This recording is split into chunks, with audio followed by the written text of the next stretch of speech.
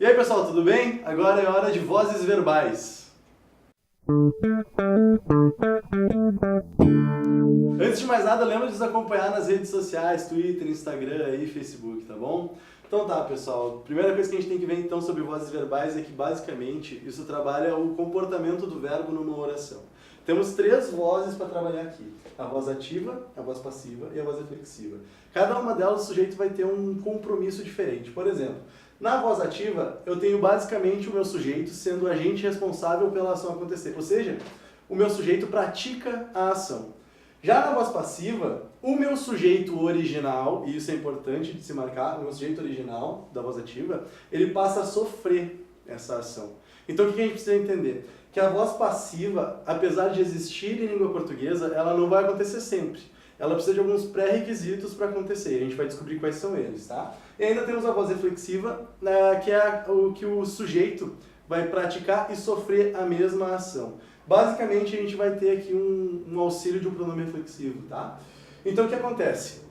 Na minha voz ativa, eu tenho basicamente uma estrutura de sujeito, verbo e complemento verbal.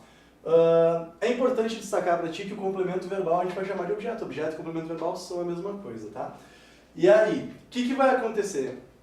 Pode colocar ali para mim, por favor. A gente tem Machado de Assis escreveu Dom Casmurro. O que eu tenho? Machado de Assis sendo meu sujeito, porque ele é o agente responsável pela ação acontecer. Que ação é essa? Escrever alguma coisa. E aí eu tenho Dom Casmurro, que é o que ele escreveu. Ou seja, isso aqui complementa esse meu verbo. Por isso eu tenho como meu objeto.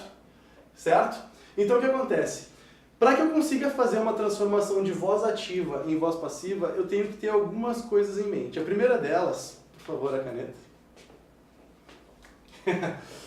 A primeira delas é entender que o meu verbo tem algum tempo verbal ou tem alguma forma nominal que ele vai aparecer. Nesse caso aqui, escreveu, está aparecendo para nós num pretérito perfeito. É importante saber isso? Muito. Entendam assim, quais são os passos de transformação de voz ativa para uma voz passiva? A primeira coisa é pegar o meu objeto, e esse objeto tem que ser direto, e vou transformar esse meu objeto no meu novo sujeito. O meu sujeito da voz ativa vai virar na voz passiva o que a gente chama de agente da passiva.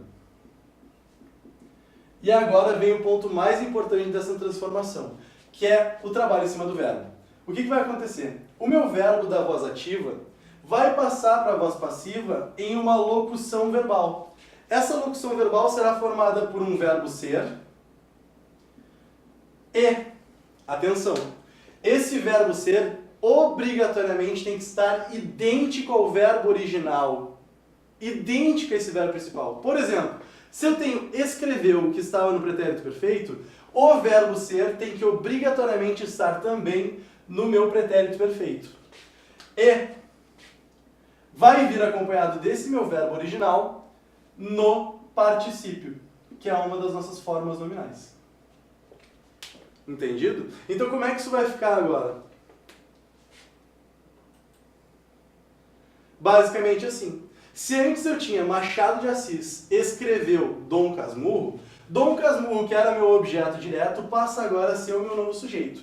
Lembrando que isso independe da ordem que aparece na frase. Eu tenho que pensar no sujeito como aquele cara que é responsável pela ação. Então o que acontece? Eu tenho Dom Casmurro agora como meu novo sujeito.